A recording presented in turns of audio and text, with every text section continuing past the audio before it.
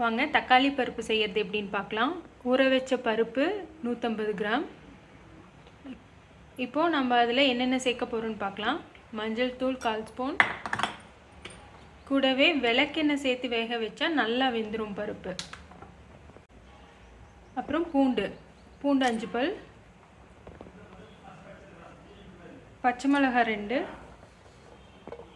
சின்ன வெங்காயம் இல்லைன்னா கூட பரவாயில்ல, பெரிய வெங்காயம் கூட சேர்த்துக்கலாம். இது தக்காளி பருப்புன்றதுனால தேவையான அளவு சாம்பார் தூள். தக்காளி பருப்புன்றதுனால கொஞ்சம் எக்ஸ்ட்ராவே தக்காளியை சேர்த்திக்கணும். இப்போ ஒரு 4 தக்காளி 5 தக்காளி சேர்த்திருக்கோம்.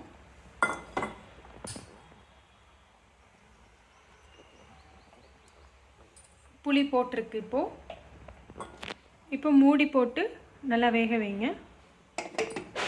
5 விசில் விட்டிங்கன்னா நல்லா கொலைய வெந்துடும். நீங்கள் மறுபடியும் மத்து போட்டு கடையணுன்ற அவசியமே இருக்காது. பருப்பு வெந்ததும் அதை நல்லா மத்து வச்சு கடைஞ்சி விடுங்க. கூடவே உப்பு சேர்த்து கடைஞ்சிருங்க.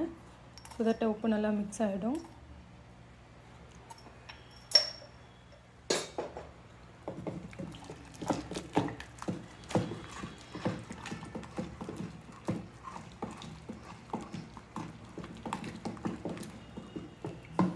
இப்போ இந்த பருப்புக்கு உண்டான தாளிப்பு எப்படி போடலான்னு பார்க்கலாம்.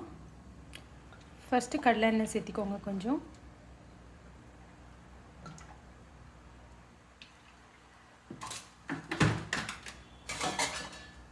அதில் கடுகு, கடலைப்பருப்பு,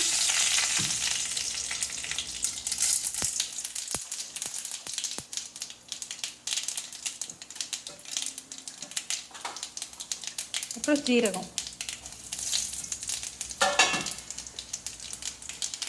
பூண்டு இடித்து வச்சது, கருவேப்பிலை, வரமிளகாய்,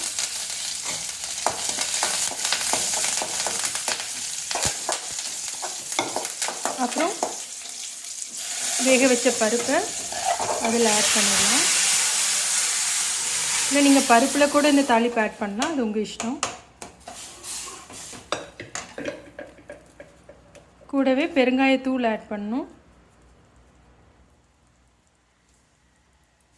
இப்போ இது நல்லா ஒரு கொதி வர வரைக்கும் விடணும். இப்போ நல்லா கொதி வந்துடுச்சு. இப்போ நறுக்கி வச்சு கொத்தமல்லி தழையை ஆட் பண்ணிடலாம். ஆட் பண்ணி ஒரு 5 மினிட்ஸ் விட்டுருங்க.